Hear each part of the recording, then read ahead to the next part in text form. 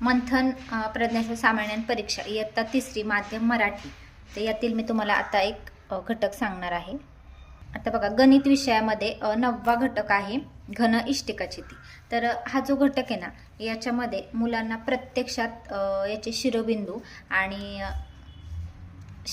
आणि कडा आहेत ह्या अशा प्रत्यक्ष प्रात्यक्षिक देऊन जर शिकवलं तर त्यांच्या पटकन लक्षात राहतं. आता बघा, हा घन आहे, तर याच्यामध्ये शिरोबिंदू मुलांना कसे शिकवायचे बघा. वरचे 4, समजा आपण इंग्लिश नावं देऊ याला ABCD, हे वरचे 4 आणि हे खालचे 4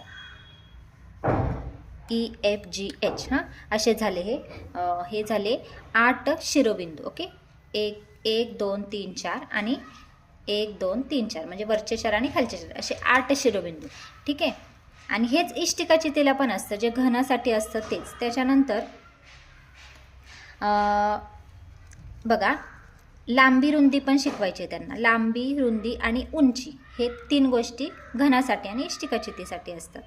आता शिरोबिंदू कसे, तर बघा, शिरोबिंदू सांगितले मी तुम्हाला. आता मी तुम्हाला याच्या कडा सांगते. कडा कशा मोजायच्या बघा. 1 2 3 आणि 4. वरती 4 कडा आहेत, त्याच्यानंतर तशाच खालच्याही मोजल्या तर 4 म्हणजे 8 होतात.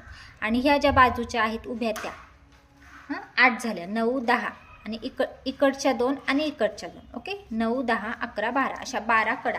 म्हणजे घन आणि इष्टिकाचिती इथं दिलेलं आहे बघा त्यांनी, घन आणि इष्टिकाचिती. तर हे मुलांकडून पाठच करून घ्यायचे. मुलांनी पाठ करायचं हे की इष्टिकाचिती आणि घन याला शिरोबिंदू असतात 8 आणि कडा असतात 12.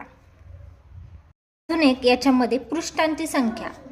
आता जे सपाट असतो ना पृष्ठभाग, त्याला पृष्ठे म्हणतोय आपण. मग बघा, पृष्ठे कसे येतात, तर 1 वरती खाली हे 2 झाले, बाजूचे 2 4 आणि पुन्हा हे बाजूचे 2 असे झाले 6 पृष्ठे. बघा, वरती खाली 2, त्याच्यानंतर बाजूचे 2 आणि इकडचे 2 असे झाले 6 पृष्ठे.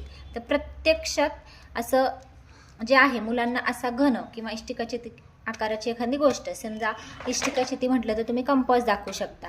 तर अशा पद्धतीने जर हे मुलांकडून तुम्ही करून घेतलं तर हे लवकर मुलांच्या लक्षात राहतं.